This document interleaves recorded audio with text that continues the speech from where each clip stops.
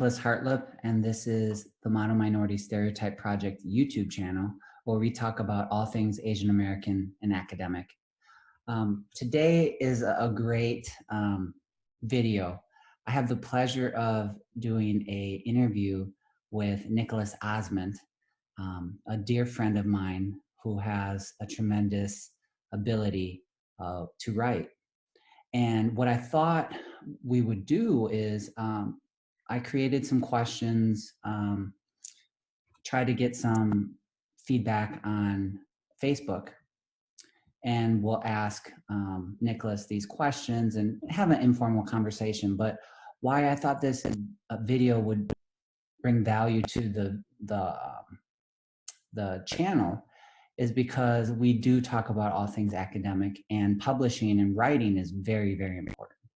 And I had recently read or heard that many times scholars get rejected, not necessarily because the idea is bad, but just because the writing is poor, which tells me you shouldn't feel ashamed of hiring a copy editor.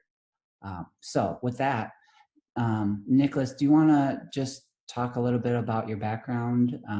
You can talk about anything, our relationship, but how did you come to write? What do you write about? Anything you want to tell the viewers? Sure.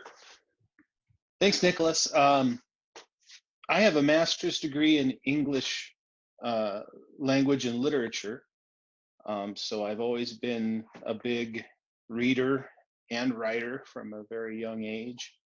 And so reading other people's writing and spotting ways that it can be improved has just become natural, kind of second nature for me.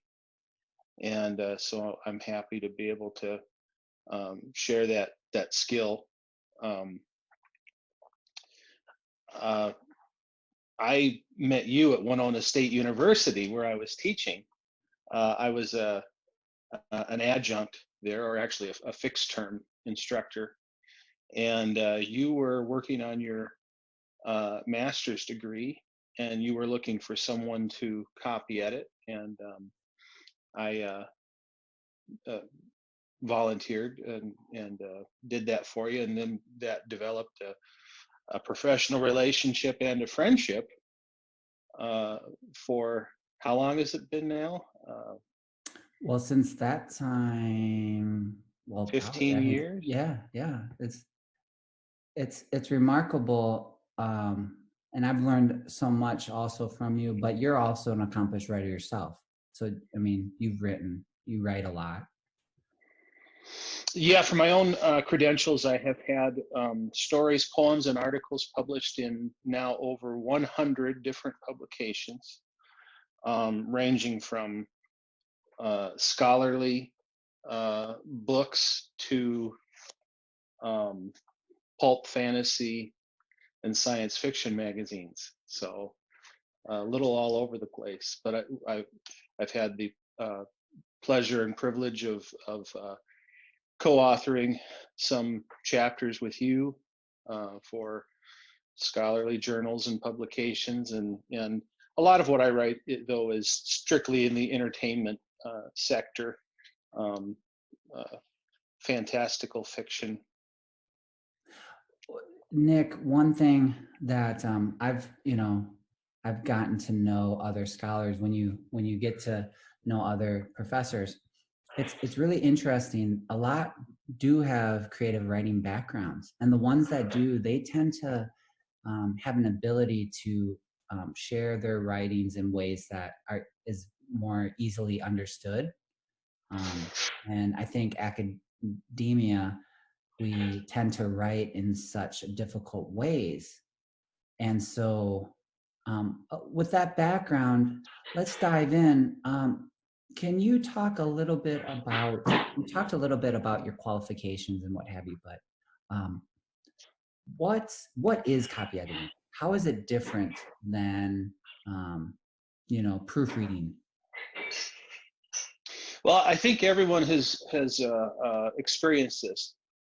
You can write something and go over it again and again and again, and it becomes so familiar to you that you can easily overlook very simple typos, missing words, things that would jump out to another reader. But you've gotten to where you're kind of just skimming back over what you wrote and filling in the missing word or not seeing the misspelled word, and so it's harder for you to catch those things for yourself. That's probably the number one reason why any writer, even the best, rely on having a reader that goes over the manuscript, that has a fresh pair of eyes to put on it. And so there is a spectrum from proofreading to copy editing, that they entail different things. Basic proofreading is someone just going over a manuscript and looking for typos and basic punctuation and grammatical mistakes. But copy editing can be anything from looking for ways to improve the writing, all the way to fact checking and going through and checking sources and that sort of thing. So copy editing is a little more broad, and of course, the more that a proofreader or a copy editor is doing for you, the more that fee is going to be. It's going to take more time, depending on what level of scrutiny they're going to be giving to your draft. So thinking of this, a natural question I would ask, Nick, is you talked a little bit about our history, and I think that's important for viewers because there's a trust, there is a period of time of relationship. There's many different papers you've seen and worked with me on, and so you've gotten to see me, over time. So how does someone that's watching this video locate a copy editor like yourself? So that's my first question. How would they locate it? And how do they know if they're paying the right amount of money, and really know if they're not being ripped off? I wouldn't stay friends and work with you if I thought you were ripping me off, but how do you negotiate those politics? Do you have any suggestions for people who don't have that much experience? Well, like you said, finding a good copy editor is, I suppose, like finding a good agent or finding a good, you have directors who like to work with the same cinematographers. There's a relationship that's developed.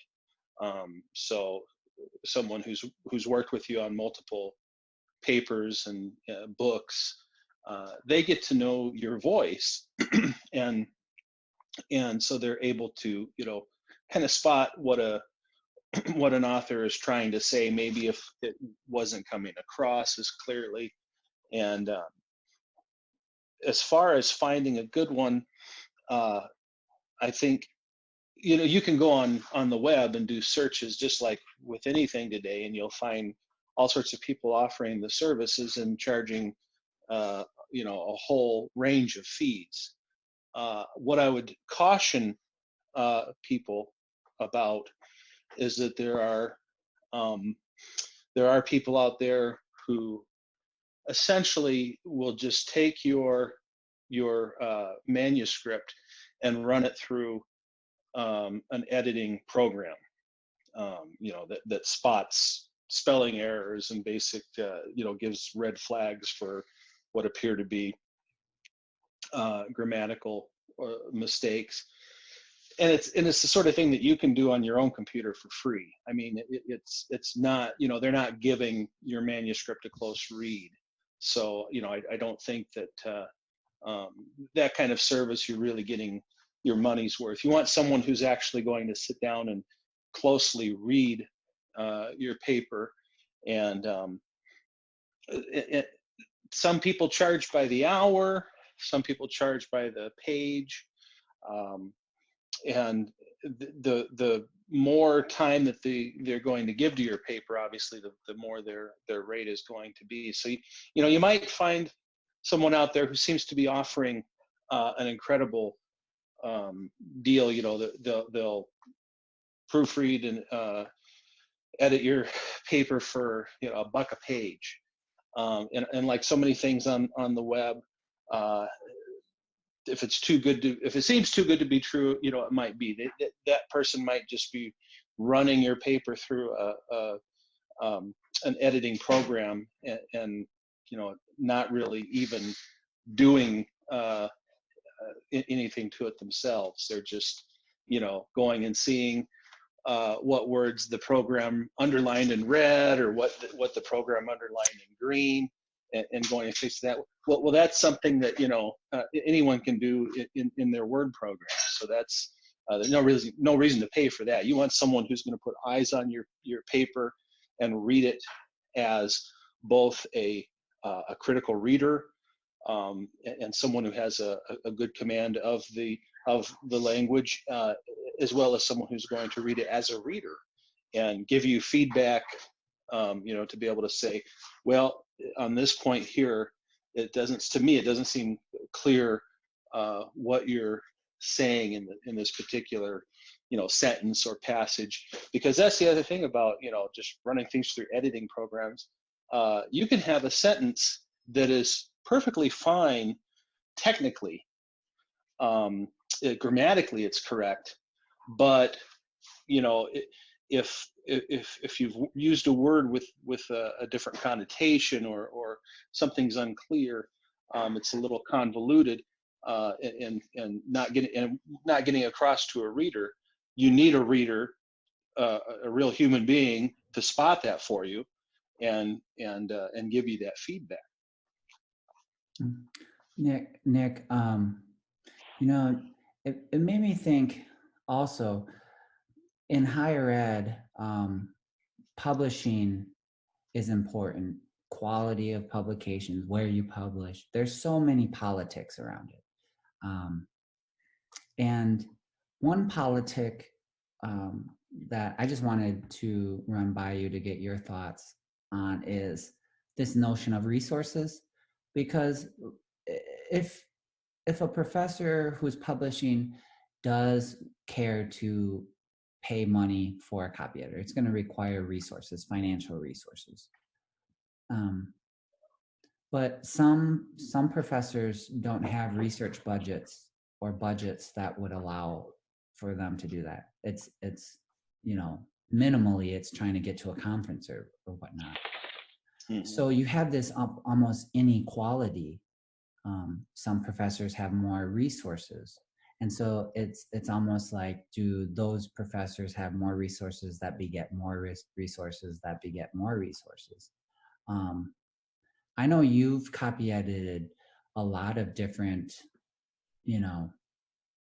types of papers, different agencies, foundations, individuals, doctoral students. What are your thoughts about that? Do you see that some people have more advantage, or do you have any thoughts on that?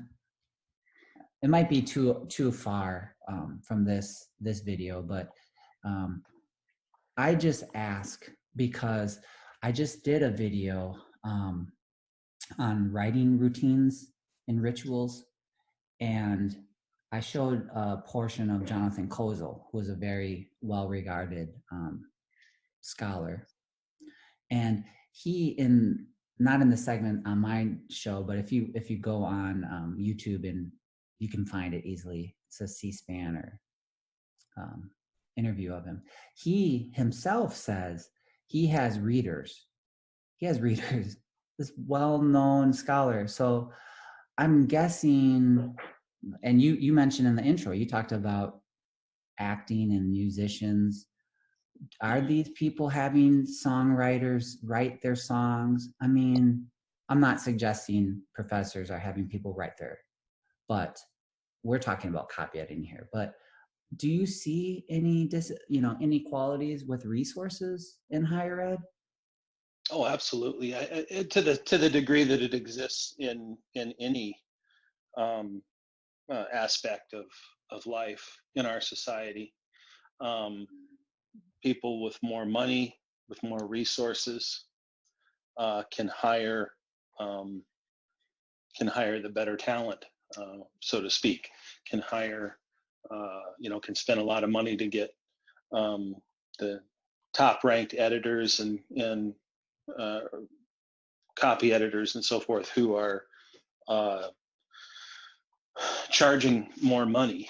Um, Now, for myself, I've never gone into it professionally. In other words, I've never advertised my services or anything like that. But all of my copy editing is just come through word of mouth, and and I've now um, done that, provided that service to dozens of professors, and as well as doctoral students, students working on their master's degree. Done some quite a bit of copy editing for the Southern Education Foundation, and for myself personally, I don't charge much. I don't charge what would be considered the professional going rate. Um, uh, but that's just my own choice. Not to because when I'm uh, providing copy editing services, it's always has to be for something that I myself believe in. There is an ethical component to it. I'm sure there are many people who are they see themselves as completely neutral, and they're going to provide this service for anyone who will pay them for it.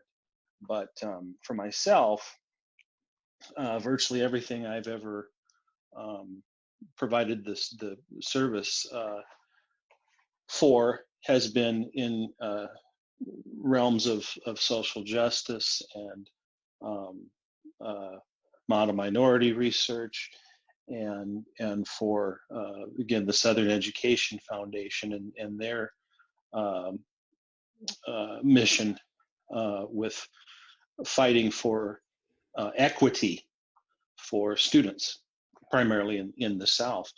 Uh, but that's just more a personal side to it.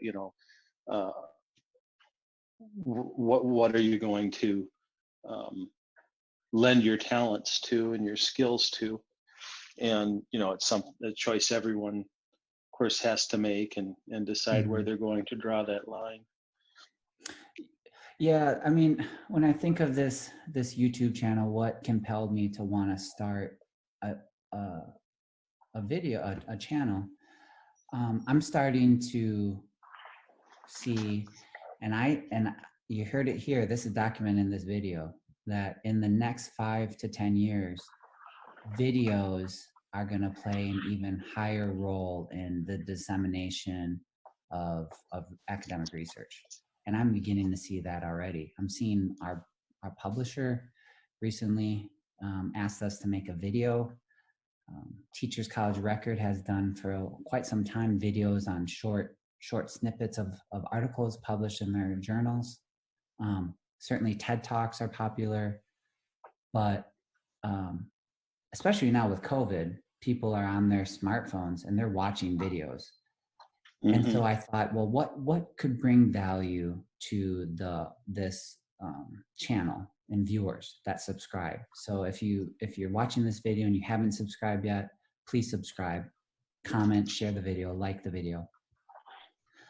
And so by bringing you on, Nick, talking about copy editing, that's something that might not even be on someone's radar. An assistant professor, a doc student, a master's student. I Right guess. there, it's something that others are making very good money doing. If it's something that you have the education for, and want to pursue more as a full-time venture, it's definitely something that everyone needs. whether you're just an average writer or you're a brilliant writer, everyone needs someone to go through and give their manuscripts the copy editing treatment. So, and as Yeah. far as everything Mm-hmm. going a lot more to video, as you were saying, the information being shared through um, uh, visual media, definitely this is where things are going too. That people can share and disperse knowledge just by talking on a YouTube video or the TED Talks. That's one thing, kind of bringing it back to writing and copy editing. One reason why so many professors do use copy editors, and why it's an advantage to someone like myself who has one foot over in the entertainment writing realm, is traditionally academic writing can be so dry. And even people who are scholars and experts in the field or in the subject that they're reading about, might sometimes struggle to keep their eyes open, getting through a paper on their subject when it's written in that real dry, formal academese. And so what a lot of writers, editors, publishers are looking for is a little bit more of maybe an informal tone or something. Maybe not for the strictest academic journals, but for articles and chapters where they're looking for wider dissemination, a bigger audience, including lay people. You want that writing to have a voice, and the advantage that many copy editors have is that they're reading your writing not just as words on the page, but they're hearing the voice, they're hearing you speak, and they can tell you when your voice is being lost, or when it's not getting across, when it's not being as clear as it can be. And so that's one of the big I think trends also, even in on the written page, is people are looking more for writing that is a little more alive, a little more lively, a little more like people talking, people having a conversation like this. Nick, I think maybe my last question for you would be, so early writers, novice writers, developing writers, I think of undergraduates who I teach. Sometimes their writing is like how they speak. The patterns are very much like that. And so can you talk a little bit to the viewers, your training in English, how do they train you? You have such great prowess to know even small things like the order of few words. The ordering could be wrong. So a professor could say, hey, read this paper. And you don't really change much, but you're changing the order. But it's so big. Why don't professors, many who have PhDs, not have the knowledge of the ordering? Whereas you, with your English background, can you talk a little bit to the viewers about your training? What do they do in English to teach you how to do it so well? Well, since half of my master's degree was in language, it was English literature and language, lit and lang. There were courses that went very deeply into grammar and usage, and you learn all the formal things, but it goes beyond that because language is alive; it's constantly changing. And so someone who is really, a lot of people who go into and pursue a degree like the one I have, as you alluded to at the beginning of the interview, you know, that they some often have that creative writing background, because what draws people into spending years studying English oftentimes is because they're an avid reader. And why are they an avid reader? Often it's because, you know, they're people who love stories or who love characters. And so if they still retain that love of story and character, um, then they'll be able to read and hear the sentences, you know, not just see them on the page and see if they're technically grammatically correct, but as you said, they'll read something and say, you know what, if this word was moved from here to here, sometimes that's done not because there was anything technically wrong with it or grammatically incorrect about it, but because it just flows better, it sounds better. And so that's you know, one great way that you, people can benefit from a good a copy editor with a good ear. You know, if they have a good ear, they can hear what you've written and can tell where it can be punched up, where the flow can be improved. You know, what can make it a sentence be from just a jumble of words lying on the page to something that jumps out and grabs the reader's attention. You know, it's like Mark Twain said, to quote Mark Twain, one word can be the difference between the lightning bug and the lightning. Mm-hmm, mm-hmm. Yeah, absolutely. You know, Juan, I'd love to have you on again, to do another interview on a different topic, on writing. Again, this channel dedicated to all things Asian American and academic. However, there's so many things. You're a public intellectual, Nick, so I appreciate and admire your work. I know you post live videos on Facebook as well. And, you know, after this video is concluded, we can talk, and hopefully with your permission, if you have links to some of your work, I'd love to put it in the description box below the video. Again, if you're watching this video, you haven't subscribed, please subscribe. Like the video if you like or resonate with anything that Nick has said in the interview. If you have a question, put it into the comment box and I'll try to get the question answered by Nick and I can put a response to it. Again, I view videos as a way to engage and not just write something and just say, okay, it's done, you know. So I view this interview very dialogical, that we can have this conversation, people can view it. It's also, you know, permanently stored in a way, so it doesn't go away.